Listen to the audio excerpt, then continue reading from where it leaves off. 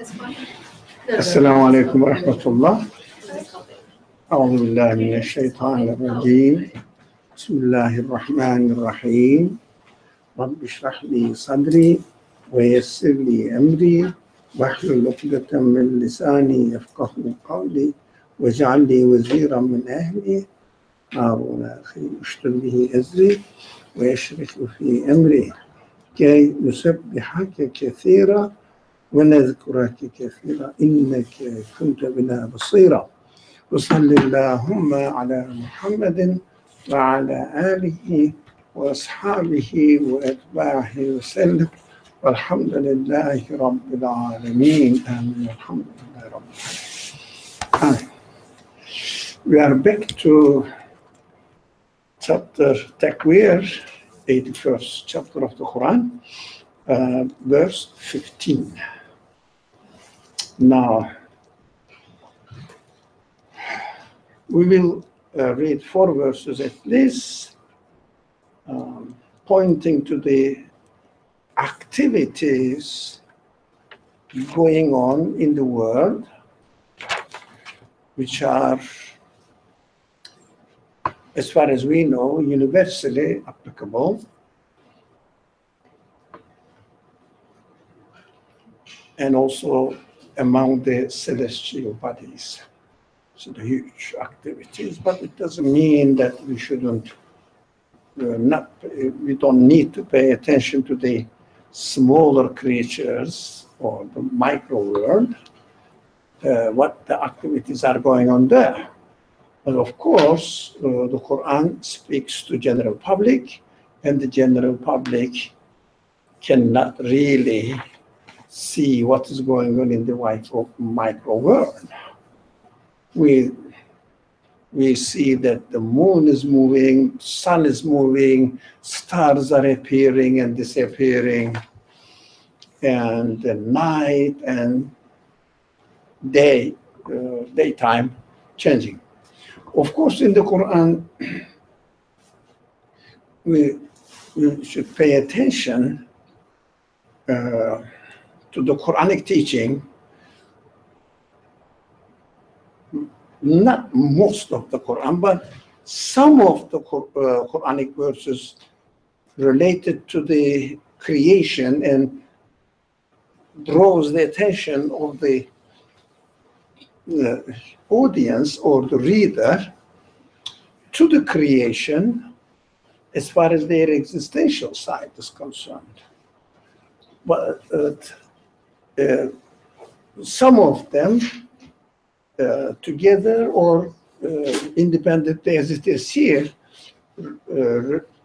refer to the activities of the objects, created beings in the world, activities of the objects. What does it mean?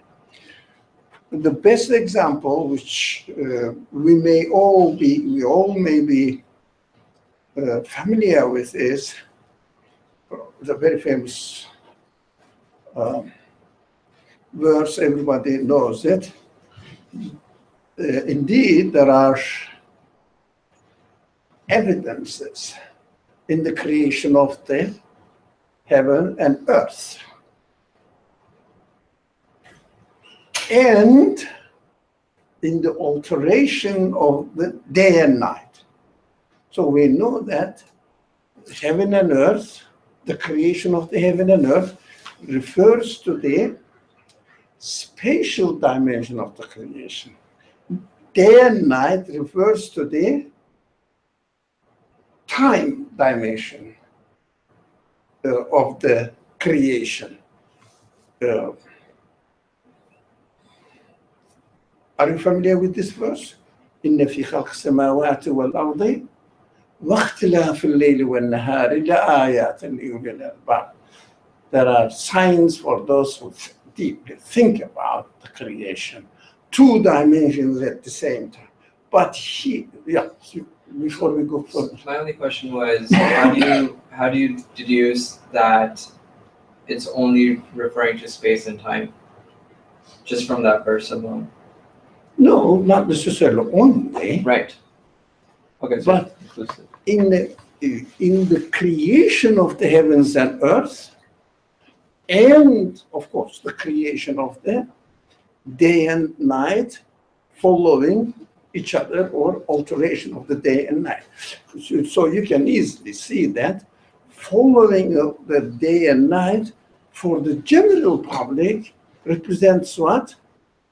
The change within time. Right. But this is also another act of creation. What is significant, and we are going to emphasize on the significance of this better, when Qur'an emphasizes on the activities of the objects or created beings, creatures, it likens it, but not explicitly. You have to find out. It likens it to a speech, active speech, dynamic speech, not only static presentation of the creation, but dynamic speech. We will see the best example of it here. And I think we should bear in mind the relationship between continuously moving of the creation. Everything is continuously changing. What does it mean? It is dynamic. It means as if speaking, actively speaking. So when the Quran refers mostly to the temporal time dimension of the creation, it comes out, it draws the attention to the speech of the Creator, which is the word of Creator. It means revelation. So we can really see the universe, the actions within the universe, as an active speech. Do we get it? It's very exciting, actually. So the relationship between the Quran and the creation supports each other in the way that the creation, by continuously changing, it is as if the universe is speaking. So the parallel between the speech of the universe and the speech of God, which is the word of God, speaking, are both alive, active. What does it mean? What is the importance of it?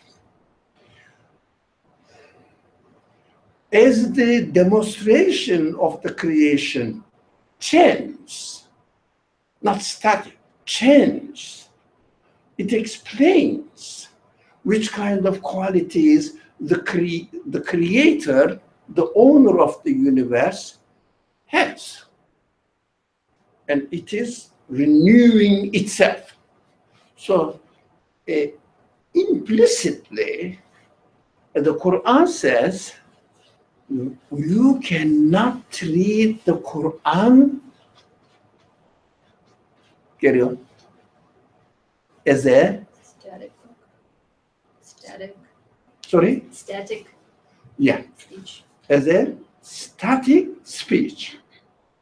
As the evidences renew themselves, they demonstrate more of the qualities of its maker. Right? Discloses the qualities of its maker. So, likening this activity and aligning it with the speech of the Quran in the form of revelation, the verbal explanation, hints that or insinuates that the speech of the Creator is also must be read in a dynamic manner. It means not a static meaning. You have to always collaborate with the manifestation of the universe and the meaning that you can derive from the speech of the Creator. Do you understand that? That is very important methodologically. It is very important. Yes, it is very common among the Muslim population that the meaning of Quran is endless. Okay, it's easy to say. How the meaning of the Quran is endless? How can we demonstrate it? How can we understand it? Well, here are the words, and you can check up the words as they are used in the language of the people when the Quran was revealed to them. But mostly this pattern of approach is in practice among the Muslim scholars. So they call, for example, khunnas here. فَلَا يُقْسِمُ بِالْخُنَّسِ, the first verse on the screen. But nay, I call to witness the revolving stars. Why do you say al-khunnas as a revolving stars? There are many other meanings also. If you study various commentaries on the Quran, you will get different meanings. But here, the translation I have taken from somewhere, I said it goes along with the purpose of the context of this text that we are going to study. That's why I have chosen the revolving stars. It means continuously revolving. Now, that's why I prefer this one. There are other meanings. How do you know that? How the word khunnas was used in a certain culture where the revelation arrived to the first recipient, who was called the Prophet Muhammad, peace be upon him. So, but if we really read the verse and try to understand the meaning of the words employed in the verse within a certain culture, that during the prophetic time or the mission of the Prophet Muhammad والسلام, or prior to his time, how this word used in that community, and then try to understand the verse. What is the, at least limitations you find there? Anybody else? I know that. So that, but more people get involved. I know. Yeah, okay. What are we doing there? Somebody else? No? No? But come on, speak. The question, you said that what are the limits? Sorry? What were the limits at that Yeah. time? Of If I try to understand, well, not I'm not a scholar, I'm an ordinary man like you, a student studying and sharing my studies with results of my studies. As a scholar tries to understand the meaning of a verse. Of course, there are Arabic words, there are in Arabic. So goes back to the original usage of the word during the prophetic time or prior to the prophetic time in literature, in Arabic literature. Okay? So that, yeah? Right? Got it? Do you see anything wrong with it? Do you see anything wrong with original word during the prophetic time? How it is used in that society, and I have to extract the meaning of the words according to the usage of the word during the prophetic time. Is it the right way of understanding the Quran? Anyone else? Right or wrong? The revolution of the stars were not. No, that doesn't matter revolution of the stars.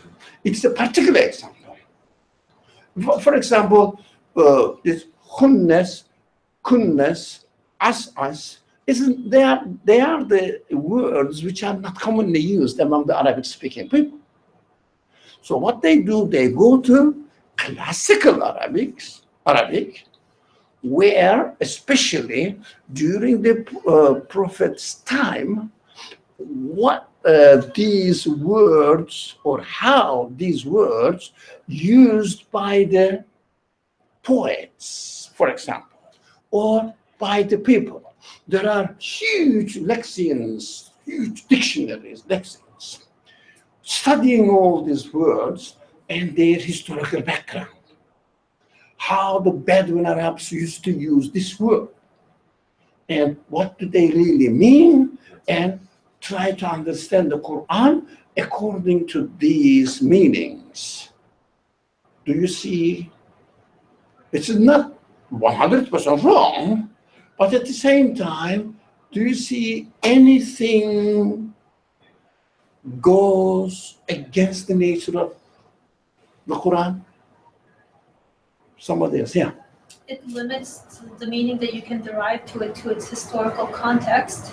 Mm-hmm. And a certain period of. Yes, and so it's speaking to the people in the historical context and not to you, and it becomes static. And then the Quran becomes, Static to you. the word of God becomes, it's very important. Say it. Static. Static. Your idea. I don't think that makes it irrelevant, though. I think like studying the historical context or the way the word was used in that time gives you a holistic understanding of that word or the meaning of it. I don't think it just because it was in the past makes it irrelevant to my life. You understand? No, but limits the meaning and makes the speech of God. I don't think so. I think it adds to it. I think it adds to the meaning. But how can you make it dynamic? No, but I said it is not. I don't like this word. I said you said. But we know that to study the word, how it is used during the prophetic time, is not totally wrong, but at the same time, it is narrowing down the meaning of the dynamic speech of the Quran. For example, I don't see it like that. sorry? I can't see it like that. Yeah, you could, but I understand it is very difficult because you have been hearing this for centuries. It's okay. We can keep going. It's welcome. I'll fix it. You can keep going. Okay. Now, the project is not working, but the rest is okay, yeah? Yeah. Okay. Like this. So it is only one period in the history. But we have to know that the speech of the Creator must be treated as dynamic. Because the relationship between the word or the speech of the Creator and act of the Creator must go in parallel. So, have you ever seen any static act of creation in the world? I haven't. No one can say that something was static. No. Impossible. Impossible. There is no such thing. Everything is active. Why are they created in an active way rather than a picture, for example, framed picture up there? It is static. There is a picture of the what else? No, I mean you know that any picture or painting, so it is static. So only one instance in the creation is presented there. That is a beautiful picture, by the way. Yeah, right? One instance. But the creation is not one instance. It's the same thing. Of course, when the Quran mentions about the change, it doesn't say that every moment the electrons are moving. No one knows. So well, I don't have to know the electrons are moving. I don't know. I haven't studied the physics, etc. But it says the sun is moving. Day and night is changing. Seasons are changing. The plants are growing. Plants are dying alongside with the change of the seasons. So everybody knows. You don't have to be a scientist. But in principle, if we study the Quran only within a framework of a time period, it turns the Quran against the witnessing of the creation. And you cannot draw parallel between the speech of God and the act of God. So you cannot really actively engage with the creation and with the speech of God. What is very important, that we always miss that point, or I always miss that point, belief. Sorry. Yeah, there's a kid crying. Okay. I think. Yeah. Okay. Now, that is very important. If you don't think of the dynamic nature of the creation, if you don't consider the dynamic nature of the speech of God, if you don't really take notice of your dynamic change in your human feelings, we always said, in the morning I was a completely different man, dealing with that strange man. Okay, I didn't know what was going on, etc. Now, I am in a completely different way. So sometimes you feel hungry, sometimes you feel hopeful, sometimes you get disappointed, anxiety overtakes you, lots of things happen, right? Nothing is dynamic, nothing is static. Human nature is static. The creation is static. Be careful. The speech of God must be treated in a dynamic. On a dynamic, I was going to say. So the human nature is dynamic. Creation is dynamic. The speech of God must be treated as dynamic, which is very difficult. It needs a real, serious consideration. Now, what is the conclusion of it? Your attachment with the Creator. It means your belief in the Creator. Your connection with the Creator must be, say it loudly, dynamic. Is it a common way of understanding? I believe in God, finish, period. The universe is created by God, period. Right? Belief is not dynamic in the culture. That is strange. The reason why the belief is treated or seen, regarded as static. Did you take Shahada? Huh? Well, 3 years ago, I am 3 years old, but I am not converted, I am reversed. Yeah? And, okay, well, that's very good. At least he has a 3 years old back, 3 years back. For me, oh, I was born as a Muslim. So, from birth, I am a believer. Right. The investigation, the observation of the witnesses, understanding my nature, is static, not renewal, not renewed. Got it? That is why it is very important to pay attention to the verses which refer to the actions of the objects which are created as, why do you think the universe is created? Let alone ourselves. I mean, human beings, I'm not asking. Why do you think the universe is created in the way that it is now?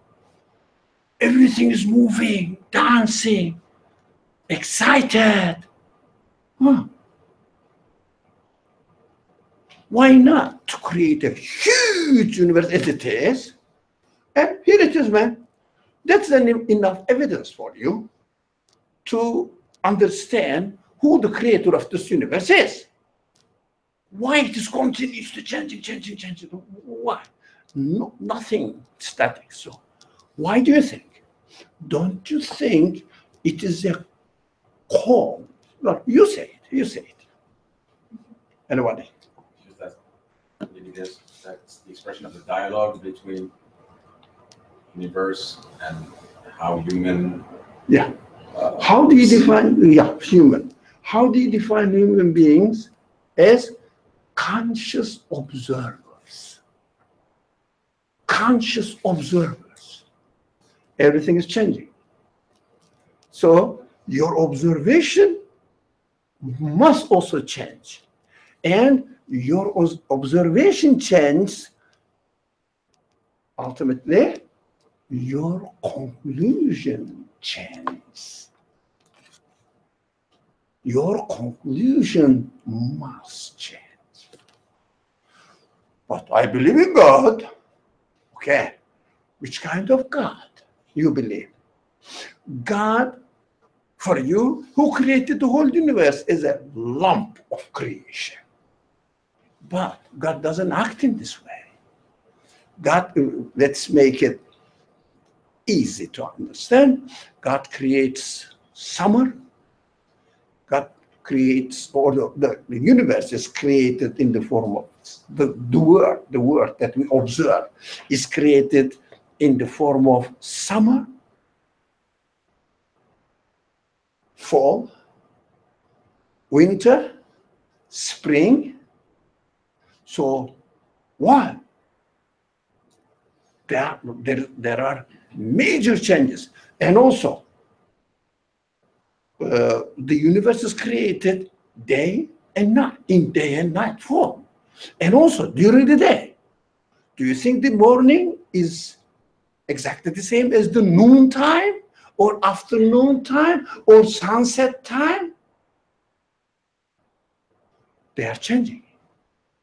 So when you see the sun rising, you have to make a conclusion according to this demonstration of the creation as sun rising.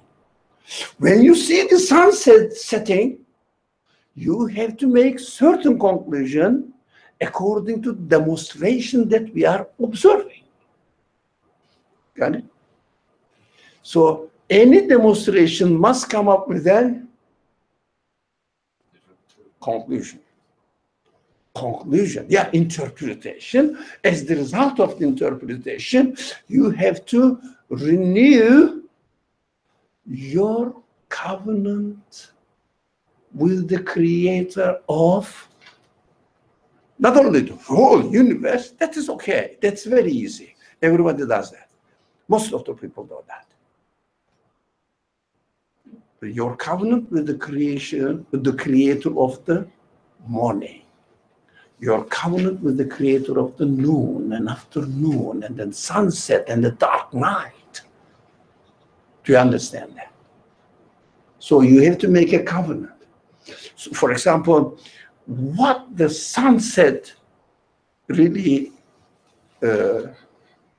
inspires you, sunset, is different from what the sunrise inspires you. Sunset says what? Everything will come to an end. Sunrise says don't worry, it will come again. Yeah? So every, yeah, alaykum salam. Every, how do you say, sign of the end of the experience of your daylight, active life, follows with a new, fresh act of creation. Don't worry. It's same. Or the seasons also the same thing. Seasons also give the same thing. Or centuries also, or ages, ions, or eons, how do you say it? Sorry? Eons. Eons. You know, they say Stone Age, Iron Age, Ice Age, whatever they say. No. The old creation says, no, different expressions for you, for us, for human beings. So that accordingly the conscious observers of the universe must come up with different conclusion.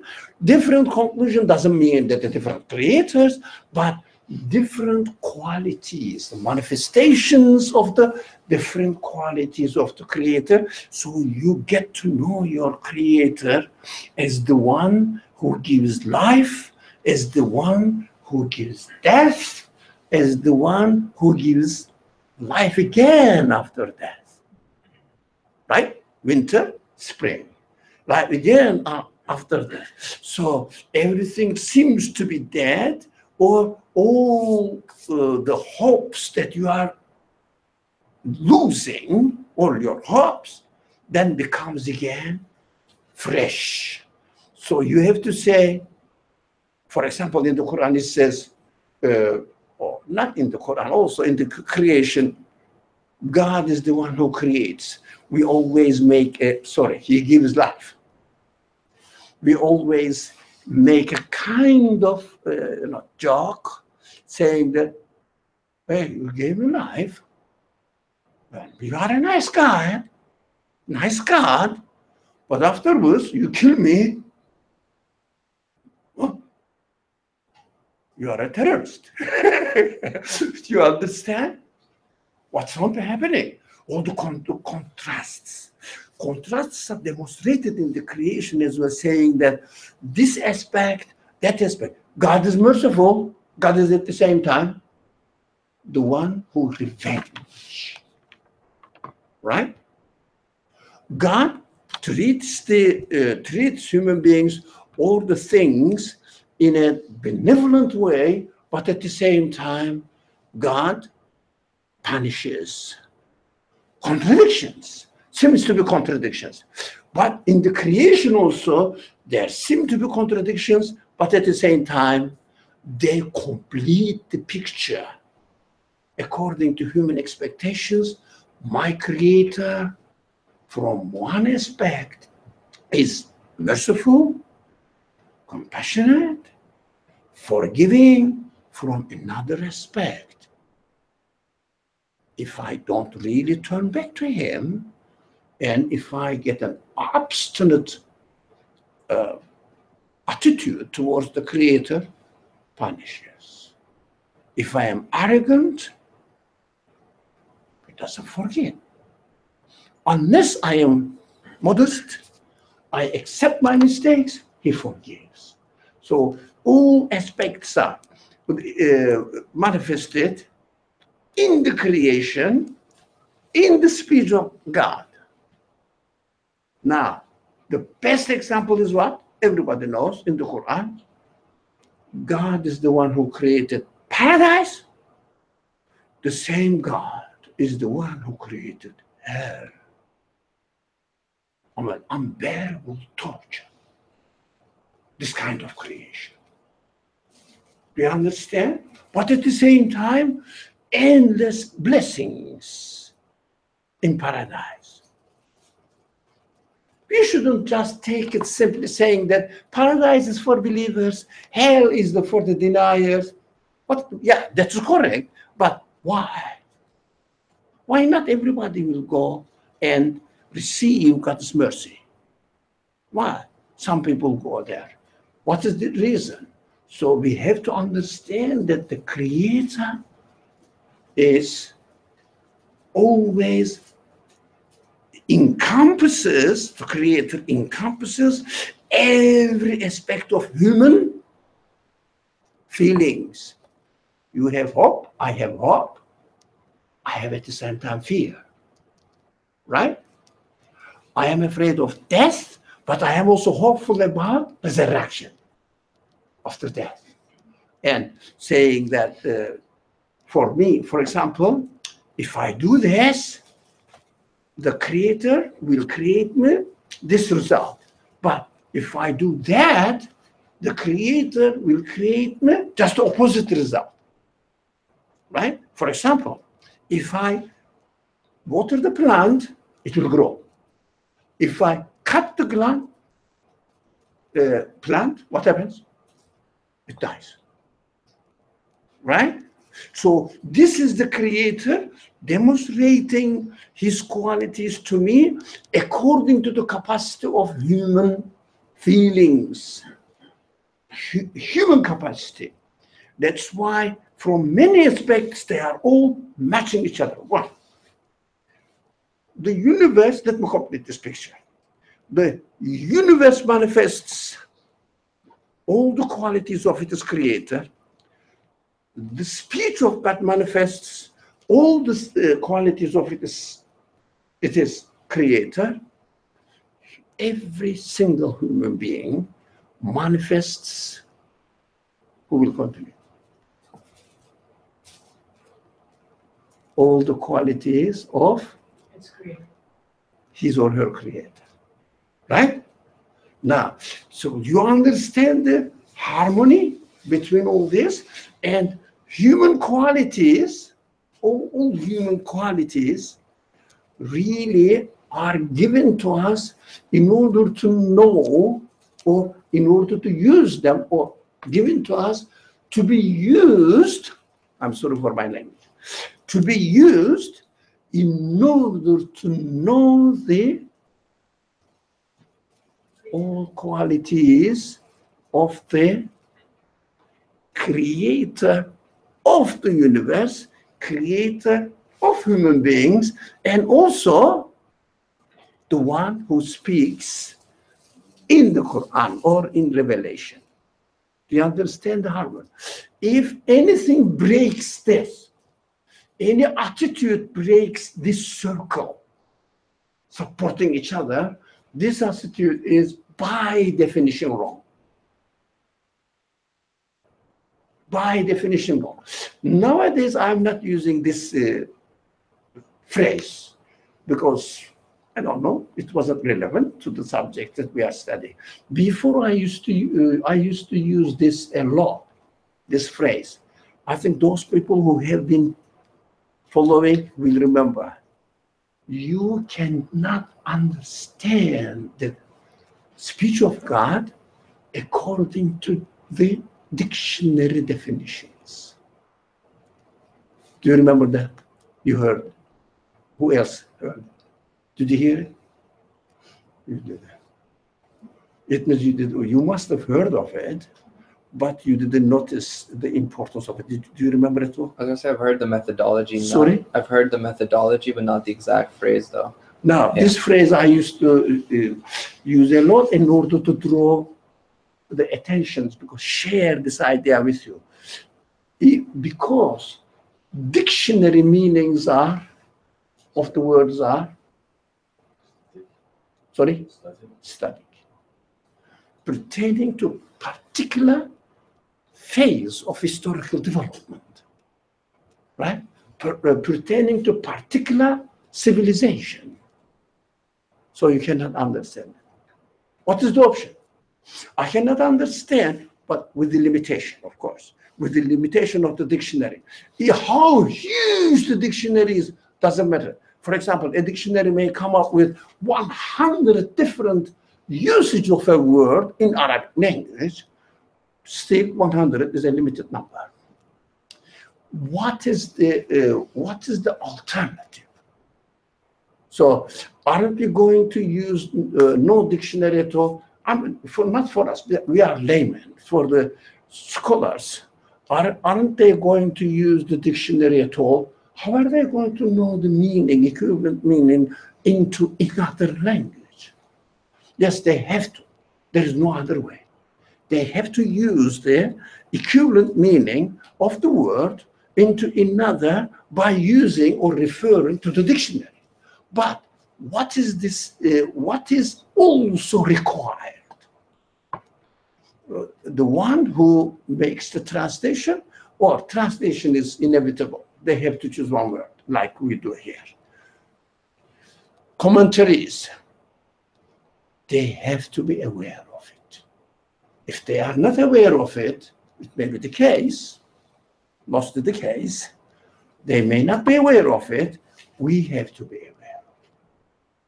Look, this person studied greatly and spent his time for maybe 50, 60 years trying to understand the Quran, but methodologically we have to be very careful.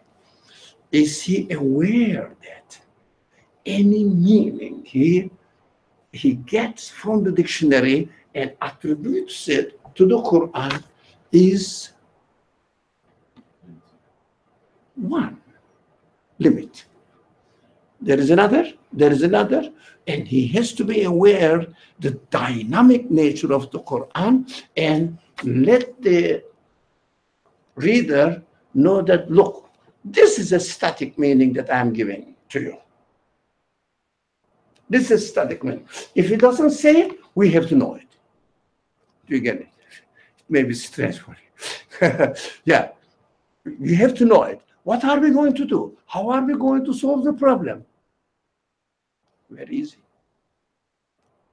See the relationship in methodology, of course. But we are not commentators on the Quran.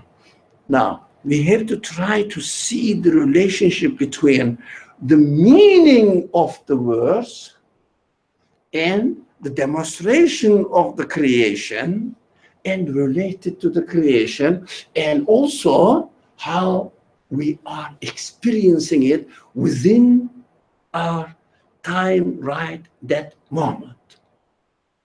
Try to make it dynamic as much as possible, but it doesn't mean that the commentators should not use the dictionaries. Yeah, they have to use it, but we should know that it is a limiting attitude towards the understanding of the nature of speech. But it is inevitable. Now, this is my personal idea. Whether you agree or disagree, I welcome. Any commentary on the Quran is inevitably to be a limitation. What does it mean? It's a contradictory. The person says, I'm going to explain the verse. Yeah? The verse is one sentence, maybe one line, as they are here, half a line long. But he writes 10 pages about it and uses many Arabic grammar, rules, and eloquence of Arabic language, the rules, and makes 10, maybe historical, mostly historical. So historical relationship. Now, it brings a lot of information from history. They like it because it is the documentation, So it makes it more knowledgeable, sound knowledgeable. So they like it. But what we should know, yes, they have to do all this, but at the same time, they have to admit and also explicitly state that, look, Quran is a dynamic speech, must be within a dynamic manner, and according to the dynamic nature of human feelings. So every day when you read the word, for example, here, the one translation, I call to witness the revolving stars.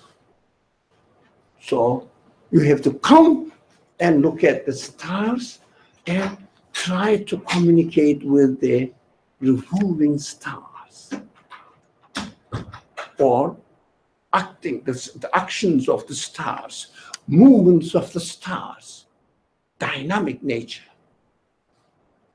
of the stars, and you have to relate it to your own feelings. So what do you get out of it? Rather than losing yourself in the literal meaning of the word, make it alive for you. Is it easy? No.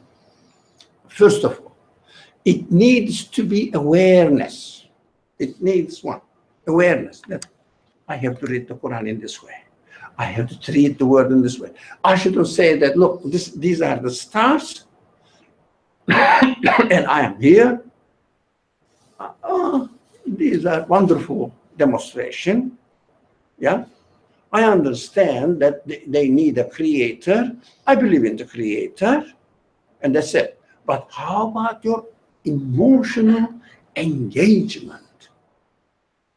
Emotion, you don't have to be a poet, but at least you have to get an emotional engagement in the morning, especially nowadays in the fall season. Look at the sunrise. The sky changes everywhere, like a film, like a movie. Yeah? And how do you feel?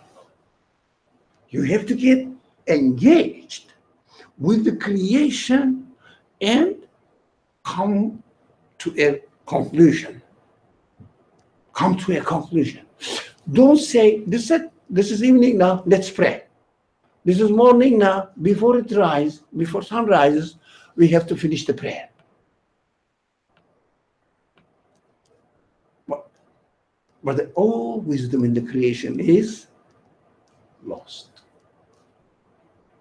It becomes only sunrise or sunset or sun being in the zenith, or in the top of the on your top head, whatever. How do you call it? Horizon. No, in the top. In the top. Yeah, zenith. Yeah. Okay. What we do, we don't get engaged with this type of creation. What to say? Hey, it is time for dawn. Let's pray. How about the demonstration out there? What is your feelings about it? What do you feel about it? And you pray. Why do you pray? We are Muslims, we have to pray. When the sun once sets, as soon as sun sets, you have to pray Maghrib. It is 3 rakah. Look how dry, how non-human, inhuman it is. Do you get it? So watch the sunset first, or sunrise first. Yeah? And get emotional feelings, communicate with it, and then say, I worship the one who demonstrates his qualities like this to me, introduces himself to me by creating the sunset, sunrise, whatever, or the moon or whatever. And I have to declare that he is my Lord. But emotional engagement. Do you understand? So if you, I don't know, there are some, there's a father here, so I can say. So there's a merit. I don't know, there may be some others also married. Yeah, I know some people are married here. You say, this is my husband. That's it. Static. This is my wife. That's it. You go home, But I acknowledge that you are my wife, you are my husband. I acknowledge that. But no treatment as a wife, as a husband. Do you understand? No emotional engagement. Which kind of family life is it? Robotic. Not human. Not human. You have to be emotionally involved and so express something. So behave in a certain way in order to show that now you are my wife. Not we got married, for example. I got married 30, I don't know, 38 years or 46, 5 years ago.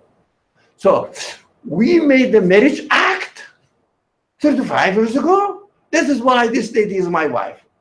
Or for my wife, this man is my husband. Do you understand? 35 years ago, we act the marriage. And when we come together, we are like robots. 35 years, you were married, means nothing. Do you understand the difference? Emotional engagement. Okay, that's what we understand. For example, a friend. You went to the college with a friend, and you had some relationship with a friendship relation to the college life. You had lunch together or went to the class together, studied in the library together, that's it. And then your friendship, what happens? Every time you see each other, you have another type of engagement, friendship engagement. You refresh yourself. You say, no, I know this guy for 10 years, for example. That's what he has been my friend for 10 years.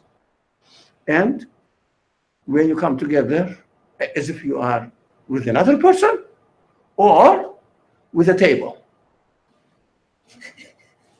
I understand? No emotional engagement. What does it mean? Now, we pray 5 times a day.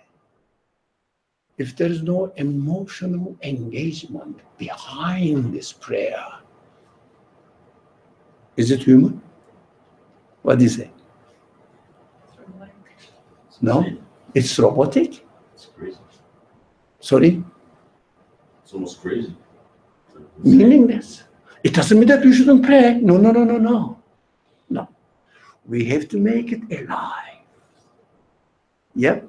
People use some occasions, for example, they call it anniversaries, marriage anniversaries or something.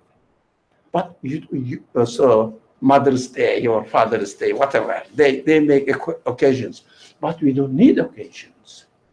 We have to be always, treat your husband, your wife, as if you are just knowing each other according to the conditions of the day you are experiencing. Do you understand? According to the conditions of the moment you are experiencing. Your relationship with your Creator must be the same, dynamic, emotional engagement. So the meaning of the verse, the words of the verse, gives a, like, for example, like, so if you go home and see your wife and husband, and like this, we have been married for 30 years or 20 years or 10 years, whatever. Okay. That 20 years ago, we performed the marriage act, and not now. There's no engagement now. But it becomes what? So strange. So it is not really family life or wife and husband relationship. You cannot call it. Or friendship. No, you cannot call it. Now, if you take the meaning of the verses of the Qur'an, any word there, and make it just, if you like, imprison the meaning of the words of the Quran into dictionary meaning, right? Or historical context. What happens? 30 years ago, we marriage act. We signed the marriage act. That's why we are married. But in our relationship, no sign of it. It is in the past. So reading the Quran like this is very limiting. Treating the universe is in this way is very limiting. Do you understand? So we have to really emotionally get engaged every time we read or we see the universe something. We have to go back and refer to and anything in the universe, my emotional attachment to it. I think it is a very sweet way of, very alive, very human way of reading the Quran. Not especially, of course, I didn't really attack today, but only the dictionary meaning makes it static, but historically understanding the Quran not only makes the Quran static, but stifles it. Is it right word? Kills it. Historically understanding. So in the history, something happened. That's why this verse is like this, or this verse mentions that. None of my business. None of my business. It happened in the past, and this verse refers to this. What shall I do now? None of my business. I don't know that things happen. I don't know. I have no idea. For example, mentioning the story of, let's say, Abraham or Solomon, all the event. The people threw Abraham into a fire. I don't know. Yeah. And the fire didn't burn him. I don't know. Historically, I don't know. But fire did not burn. Why? Fire is not the actor. It is a tool in the hands of its creator, because it cannot act independently. It is a created being. So it's creator, but the fire now I am experiencing. Not then Abraham experienced it. Do you understand? Because fire is for me, not Abraham's fire. Fire is for me now. Pharaoh is for me now, for Moses. Right? Nimrod is for me now. Do you understand? So we have to understand, make it alive within our life conditions and get emotionally engaged. So never forget the three relationship. Now I complete. Oh no, I'm good, thank you. You gave up the idea. No, it's been answered. All right, the question has been answered. So we can easily read the verses now. Bismillah ar-Rahman ar-Rahim. Who's going to read it? Everybody? Loudly? Okay, read. But loudly. Carry on. الجوار الكنس والليل إذا عسعس والصبح إذا تنفس. إذا تنفس. Exactly. So the translation, I think most people know English. Here, somebody. But nay, I call. No, not you. Ladies. Oh, sorry. It's okay, go ahead. Please. No. Ladies. So. But nay, I call to witness the Slowly. revolving star. Okay. Yeah.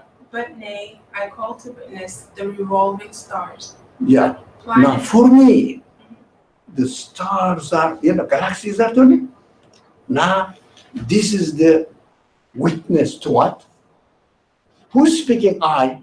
I refers to The Creator. the one who speaks in the Quran.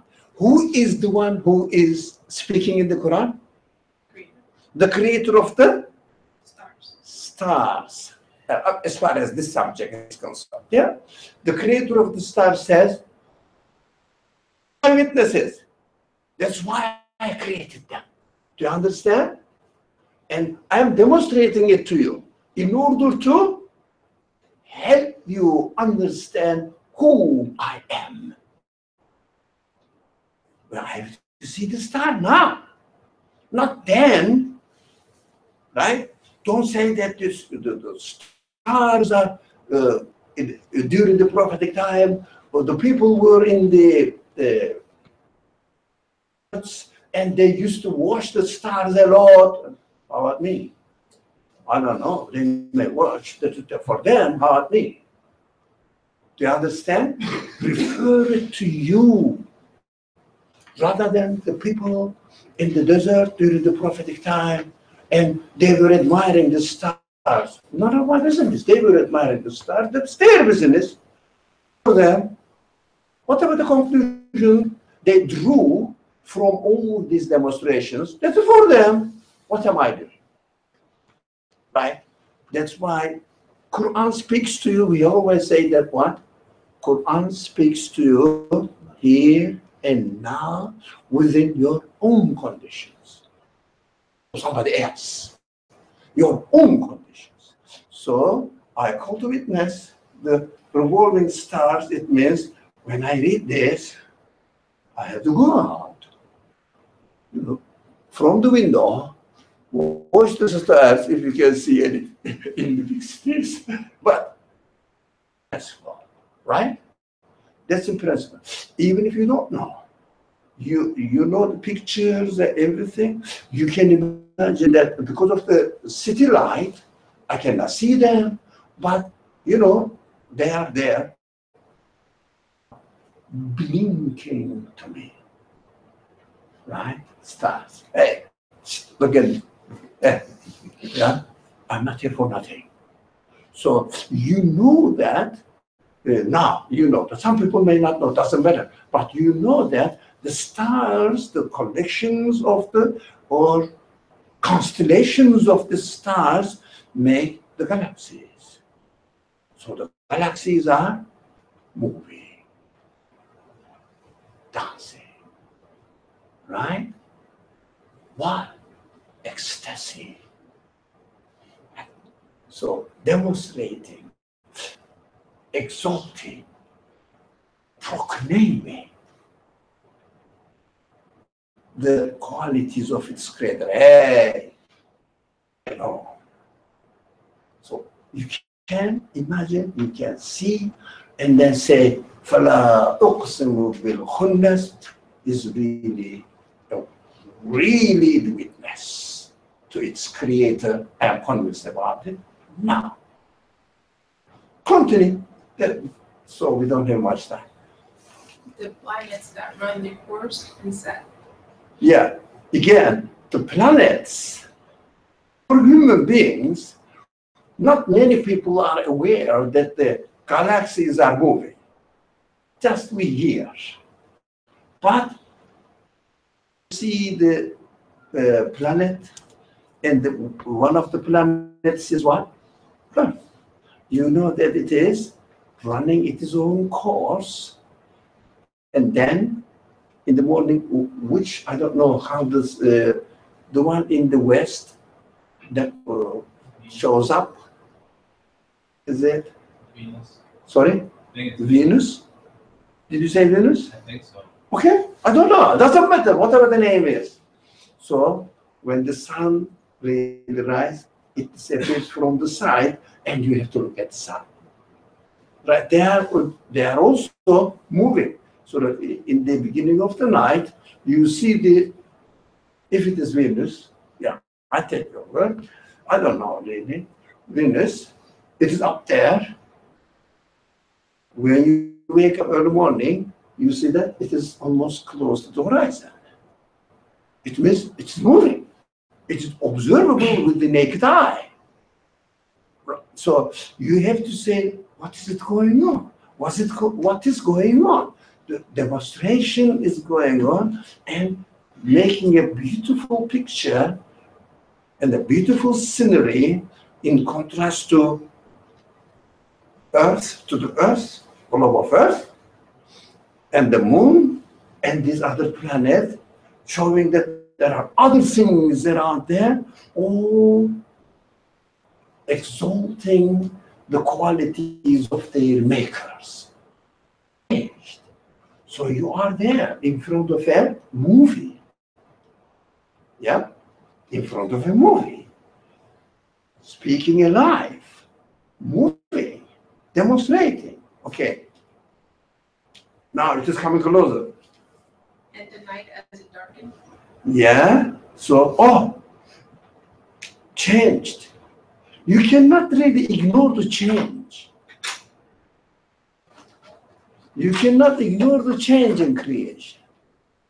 Here it is, night. Now, for example, it's night now. And you know that there is another kind of demonstration. We see that it is night, so it is dark, but because of dark or darkness, we see the farthest signs, witnesses. The earth is dark, it is not for nothing, so that we become aware of the existence of the farthest witnesses in the sky at night. Daytime, we don't see them. We see the only star, only one star, which is the sun, but it becomes, that's my impression, the sun becomes the representative of the rest of the celestial bodies. Moon becomes the representative of the all planets. That's my feeling. So when personally, everybody must have experienced something. When I see the moon, what I do personally, I say, Assalamu alaikum, all the representative of the planets, that they are all moving. They are all moving. I can see in your movement a sign to their movement. It means they are actively demonstrating a new scenery. A new scenery, demonstrating the qualities of its creator again, guaranteeing that I am not alone, I am not left alone, guaranteeing it is always in action, the creator is always in action, and the creator is my creator. It means it knows what is happening in my personal life, in my personal feeling. It is always in action. So relate your feelings to the creatorship of your law. So whatever happens, what will you say? That is how my creator is creating me now. That is the conditions that he preferred for me to create an experience, his act of creation. So be with your creator continuously. It's beautiful. Okay, we have to finish. Time is getting. So. And the morning when he grew. And believe that it means, the daytime, everything around you now, you can see the details of the creation. The birds are there, planets are there, plants are there. So other creatures are alive, active. So, completely new demonstration for you, so it refreshes your hopes, right? Because at night you start feeling gloomy, right? And everything is lost. Now I am alone. As if daytime, hey, here we are. Now, so look, the following verse, just the following verse, that is what I was excited about.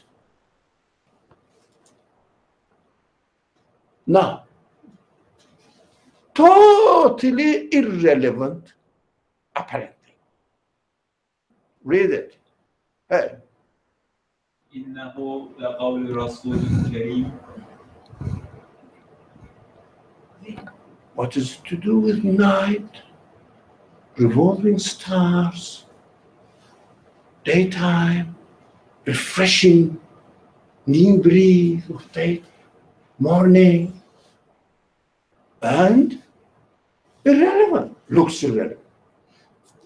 Translation? Now you do. Okay. Truly, this is the word brought by a noble messenger. What is it? You understand why we went into details between why the Quran is, I was astonished. Suddenly jumps into the word. Yeah? And brought by a noble messenger. It means Rasulin Kareem. So, any messenger, not necessarily the human prophets, any messenger, what does it mean? Anything which brings message to you about what you don't physically observe but intellectually understand. Do you understand? Which is called ghaib. Now, ghaib means, the word, I think everybody's familiar with this word. Is there anybody who's not? Which word? Ghaib means, it is translated as unknown, but it is meaningless. Ghaib, ghaiba. Now, okay, there is no other option. The people has to find out or coin a word just to represent what it means. They say unknown. No. Not unknown. Unseen, some people say, then physically experienced. Right? We don't really physically experience, but what we do, we see a physical demonstration of the action of the agent. Be careful here. Now, you don't see somebody singing, but you hear the song. Do you understand? What does it mean? When you hear the song, what does it mean for you? Somebody singing. Right? Definitely. Now, somebody is physically unknown, unseen by you, but intellectually you are absolutely sure such a thing exists. Do you understand? That's beautiful. Now, messenger brings the message. Now, generally, traditionally, messenger is understood as the prophets. Right? The prophets. So, is it wrong? No.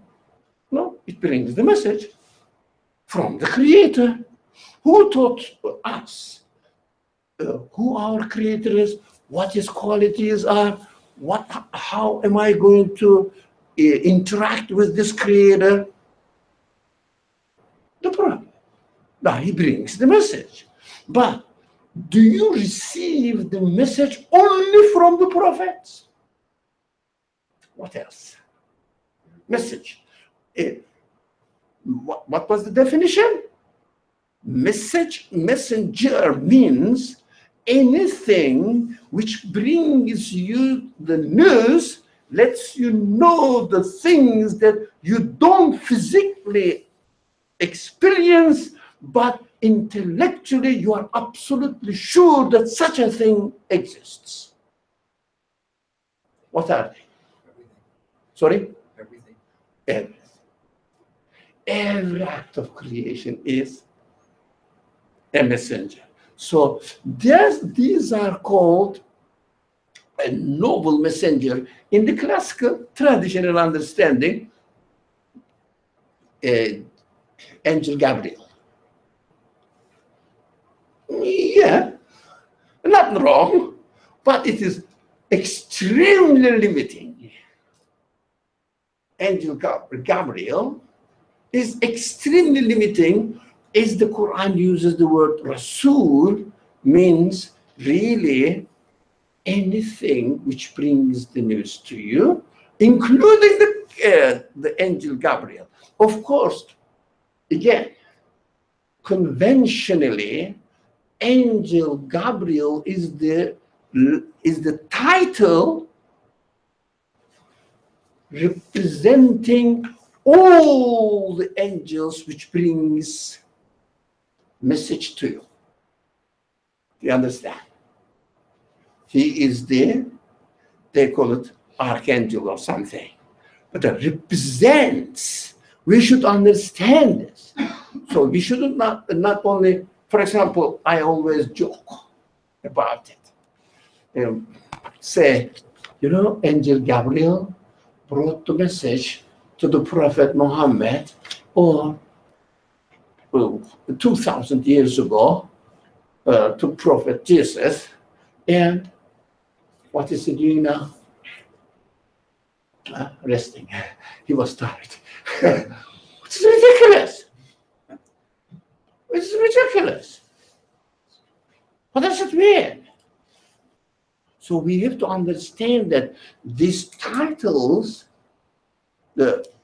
demonstrates the certain actions, certain manifestations of the Creator, and angel Gabriel represents all the message bearers.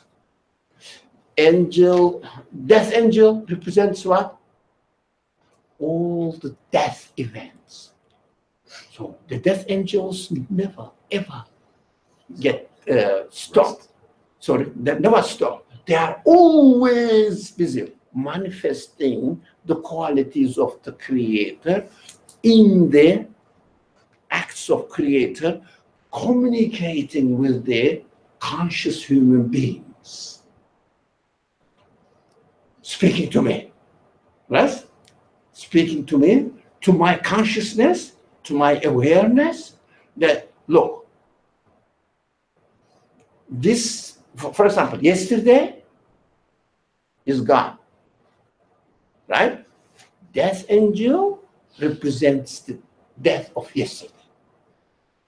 Or a plant died. Death angel represents the plant, death of plant.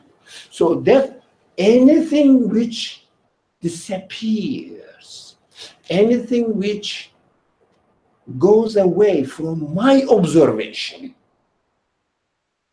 is represented by death angels. Or you can extend to the other angels. They are not only 1, 2, 3, 4 individual beings. Then, for example, Israfil. How is it called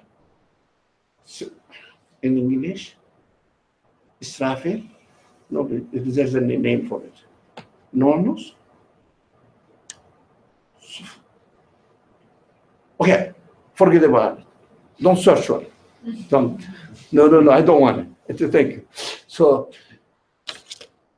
Israfil, the one who blows traditionally twice.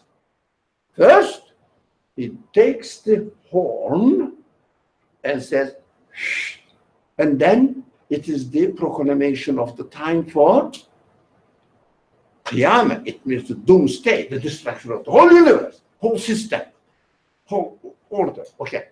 And then when it is time for resurrection, it blows again twice, the second time, and everybody is raising will be raising up from their grave. So what is it doing now?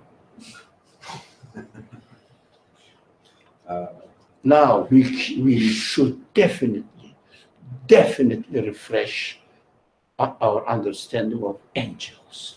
These are traditionally representative of the certain actions only. No, not the certain actions. Representative of the actions in one form. So the universe for you is full of angels, bringing message to you. Bringing message to you. Anytime you read the Quran and refer to the creation and also refer to your human feelings, what's happening? The angel is communicating in between you and the object, physical object. The meaning you get, it is brought to you. Do we understand now? So, let's carry on. Let's finish this page as well. Anybody, anything, any concern? Yeah. I know you haven't gotten to that now. Sorry, I know you haven't gotten to the last verse yet. Should I ask or should I wait? Yeah, later we will come. We will. Okay. Now, okay. Read the following one. The police. Yeah. ذي قوة عند ذي العرش المكين. Yeah. So English is somebody else. Different voice. Possessing great strength, securely placed with the Lord of the throne. So what did you understand from it? Possessing great strength, the messenger, securely placed with the Lord of the throne. Oh man, what is the Lord of the throne? Lord of the throne, yeah? No, the Lord. Throne, what is throne? But to say that the Lord of the throne is creator is copy-pasting. I'm sorry. No, we have to understand that. What is throne? Who is the Lord? Yeah. Look at the message. Yes? The universe, the never-ending creation. Yeah, but altogether the throne. What the throne is where represents what?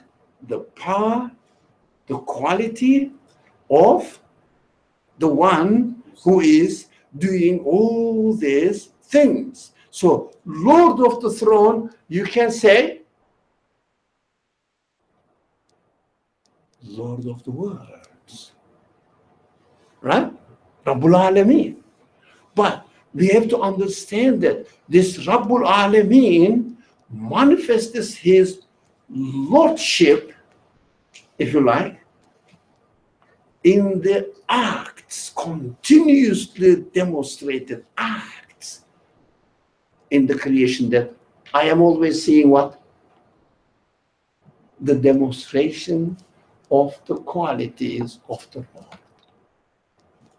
Yep. Because we said, physically we don't see the actor, but intellectually we are sure that it exists. Right? But it's demonstrating continuously. Is there any moment that the creator is not, it's obvious. The creation is there, it means Lord of the throne is always manifesting himself to me. But there's no other way to understand it.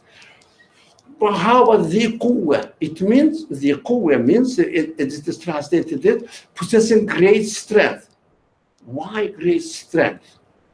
Because there is no way that anybody can break the relationship between the actor of the universe and what is demonstrated there. No one can ever break this relationship. Do you understand? Even some people say that things are happening by itself. Think about it. Think about it. This universe will happen by itself. Think about it. If you say, no, it is possible, okay, go ahead with the idea. So it is so obvious that strength, the quwwah, it means, I understand that. That's my understanding. You cannot really break the relationship between the act and the actor. It is always there. Where there is the act, definitely the actor is active, acting there. Sure, there is no other way of explaining what is happening in the world, what is happening in your own being. What's happening in your own being, yourself. all the emotions going on, minds, everything, imaginations, every emotional act is the act of the actor. Of course, we have free will to interpret it this way or another way, but we are looking at it from creation perspective. You cannot create any of your emotion. You cannot create any of your emotion. Do you understand that? So let's finish this one. Okay, this page, inshallah. Yeah, we will come to your point. Yes, anybody? Right, English. The word of one to be heeded more ever, he is trustworthy. Yeah, the word of the one, it's translated in this way, to be heeded. Moreover, he is trustworthy. Isn't that obvious? It is to be heeded.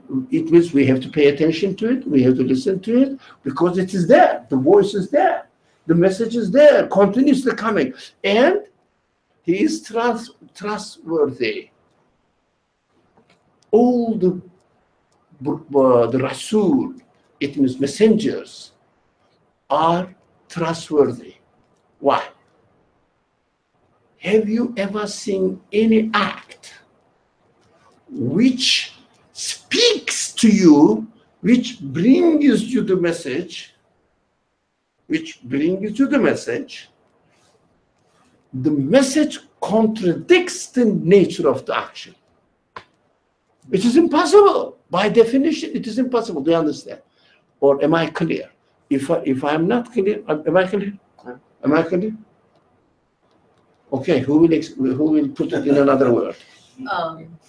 Yeah. So you're saying that, so we elaborated on what a trustworthy part means. Yes, now we are studying the trustworthy part. So all messengers are trustworthy. So anything that you see in creation carries a meaning, and the meaning it carries cannot contradict the message it conveys. What is the meaning? What is demonstrated there? Now, it's a very simple. Here is a chair, right? Chair, when I look at the chair, I get a meaning. There is a conscious being, there must be a conscious being who made it. So the communication between the meaning I get out of the chair is represented by the messenger. The message is coming to me. Do you think the message contradicts the nature of the chair? Impossible. It is impossible. Well, because chair says, the one who made me as a chair is able to make a chair. Here I am. That's the meaning. So there is no way for any conscious human being to come to a conclusion that the message that is extracted from the creation is different from the acts of the creation, and there is a contradiction. For example, let me give it. Well, if somebody wants to give a simple example, such as yeah. I think, another way to look at it is that there is no contradiction in anything. So even if there is change, it's constant. Even within that consistency, you're able to observe the, act. And you can confirm constantly that the material itself is not the actor. So this applies across all creation, and that there is no contradiction in any existence. What the message is, what is going on there? It means the creation is taking in such a clear way that there is no way for me to misunderstand. No. For example, I looked at it and looked at the chair, and the meaning says, I have a maker who is able to make a chair. Here I am. And when I study the chair, it contradicts. It's impossible. So I understand this. there is no way to misunderstand or mislead by the act of creation where we can extract the meaning from this act. There is no way. But if human beings are free not to see it. They say, okay, I see nothing. When I look at the chair, it doesn't mean anything to me. It doesn't give me any message. I'm free to say this, but no intelligent being can confirm it. Now, let's come to your conclusion. Okay, the Arabic, and you will read the translation. وَمَا صَاحِبُكُمْ بِمَجْنُونٍ. Yeah. So, And your fellow man is not insane. now you understand? The fellow man is not insane. The one who brings the verbal message is not an absurd speech that he is transferring to you. It totally fits what you see the message in the creation. So you can understand that. But the prophet, yes, there was a man who received the word of the Creator and conveyed it to me. It is what I understand from this kind of conversations that, look, there is no contradiction between the nature of the creation and the message I get from it. There will be no way to mislead me, myself, and also what the person who brought you the verbal message is also definitely speaking about exactly what the creation tells me, right? But of course, human beings make it in a different and funny way. That's up to them. That's up to them. They make it, as we referred in the beginning of the discussion today, historical explanation or something. That's up to them. But bring it to the creation, make the message of the Quran alive to you, and refer it, relate it to your human feelings. You will understand that the verbal message, it is brought to you by not an insane But person. if, like literally an insane person, I walk outside and a literal insane person tells me the same exact message. Can So, he? Like they Can he? like I don't believe there's any, like nothing that person is not a mistake, right? It means So something. that person is not? I'm saying this verse is not a mistake. It means something, right? So This mistake? it's not a mistake. Okay, That's what that's I'm correct. saying. Yeah. So like how can I understand this verse without any historical context? I'll be like, what's the point of this? Here verse? is the What does it Quran. mean? Here is the speech. No, I get it, But here is the speech in front of you. Don't you read it every day? We are reading it. Yeah. وَمَا صَاحِبُكُمْ بِمَجْنُونٍ. I'm reading it now. Just like that. yeah, The no, one who brought this one to me. He is not making any statement which contradicts what I see in the creation. okay. So I have to read his narration, his Right, but I can get that same meaning from the 21st verse. I can get that same exact meaning. Yes, like yes, the of word course. the word of one to be heeded, more of a Yeah. I can get that same understanding. But from that verse. including, now the messenger doesn't mean that only the creation brings the news. The messenger is also brings the verbal explanation of the meaning of the universe. The same thing. So can you equate in your understanding that in your own comprehension, equate the universe with the Quran? Yeah, that's the problem. You have to work on it. Yeah. So, I mean, the way I'm seeing it, all the verses are saying that everything in creation, if you observe it, brings a message, carries a message. But verse number 22 is deliberately saying your fellow man. So Yeah. the speech being delivered in human form. So that Yeah. distinguish between Of course. the One of them is act-wise speech. The other one is word-wise speech. That's it. But there is no contradiction. There should be no contradiction. So you have to work on it. Work on it. If you don't work on it, you will remain in the Right, but I still, I'm seeking 7th clarity. century. Sorry. I'm seeking clarity. It says your fellow man is not in. Who is this man? And what's the purpose of this verse telling me this man is not in? The If you're word, looking at the it, word who brought to us the word, who's bringing that word though? whether the messenger. Okay, but what's the point of this verse saying that that messenger is not insane if you're not looking at it? It from a means historical you context? can read the Quran, you cannot see any discordance what you see in the creation. That's what you don't need that. If that's the case, then you don't need that verse. You know what I mean? Like all those verse 19, 20, and 21 conveys that message. I don't need that verse. And your fellow man is not insane. No, it is a methodologically important. I have to read the Quran. I have to read the Quran, make it alive as the previous verses were explaining.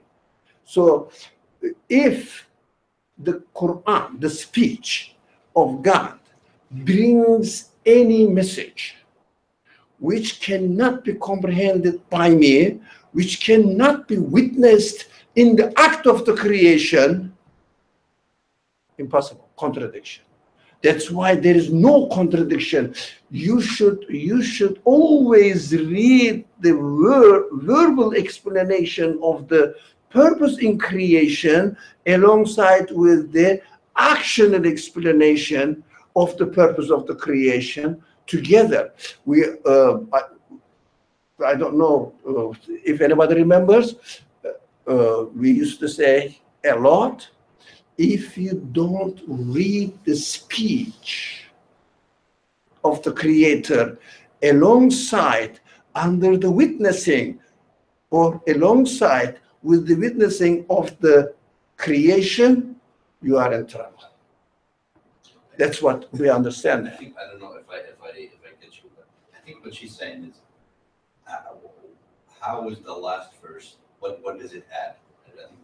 I think I for kind of me, get it. For me, So I'm sorry, you came very late. You didn't know the beginning, so you have no right to speak. So you said. I'm saying, can I Ah, yeah, I thought I didn't know you. I think the first three verses are talking about the angel, and then who brought it in from the Creator, and then Which one? The Creator of. Mawla Rasuli Karim, the angel. So angel what? The angel. Right? What? Which angels are you talking about? Who brought the message from the Creator to the. But the message. who is the universe is full of angels bringing the message? Okay. I understand what I'm saying. Okay. I think the last verse, the last one there is talking about the prophet. Yes, of course. So meaning, this is what I Yeah, get from it. yeah. But the prophet who Meaning brought the whole- verbal. Meaning that whole chain from the Creator to the angel to the prophet. There could be nothing that would be that you may suspect is wrong Or contradicting. I completely get that, right? Yeah, But that's my thing, for me, like it's hard for me to read that verse without looking at it from a historical context. Right. So because it would make no sense for me. So in the verbal, present- verbal. You read the Quran? Yes. Yes. Where did you get this verbal transformation? Not historical context is different from this verbal explanation If I'm reading of it, it's the. my verb, Sorry? It's my voice. Is that what you're saying? Sorry. I don't understand your question. Sorry. Okay. Say So it. you're saying if I'm reading the Quran Yes. or reading the translation? No. You are reading a word. Okay. You are reading a speech, and this speech was transferred to me by a person who's called Muhammad or something else, doesn't matter really, by a person. And this person was a historical person. But what we understand from it, the man is not insane, because how I can relate myself to the historical person through the message he brought to me. Now, I don't know Muhammad. I haven't seen it. I have seen him. Even I have seen him. If I didn't hear the message, it is an ordinary man. Now, if I haven't seen the message, so he is representing the message, of course, and you are representing the message as much as you understand. Yeah, in your practical life, he represented the message as far as, or as much as he understood. But we understand by definition that the word will be entrusted to a one who would appreciate it best. By definition. That's by definition. So you wouldn't give $1 million to a child saying that take it to your uncle in New Jersey. We can really trust him. The child doesn't know.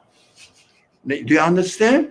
But you would give it to a person or anything which really promises in its nature to keep the message, to keep the money in the example in a perfect way as it deserves to be kept. Right? So there must be a person who deserves this verbal message to convey to human beings, yes, but do you have to know what date was he lived? No. 600, 700, 8. What am I going to do with it? But I know that the verbal explanation, verbal revelation, it means really explaining the qualities of the Creator, was transferred to me by a trustworthy, sane person. Right? But the importance of it, no, time is really, the importance of it, so read the message accordingly. Right? It means this message cannot contradict the act that I am observing out there in the creation. Thank you very much. بسم الله الرحمن الرحيم سبحانك لا علم لنا إلا ما علمتنا إنك أنت العليم الحكيم وآخر دعواهم الحمد لله رب العالمين. So it's too late, so that it is a short closing, but it's too late for those people who will go far away like me.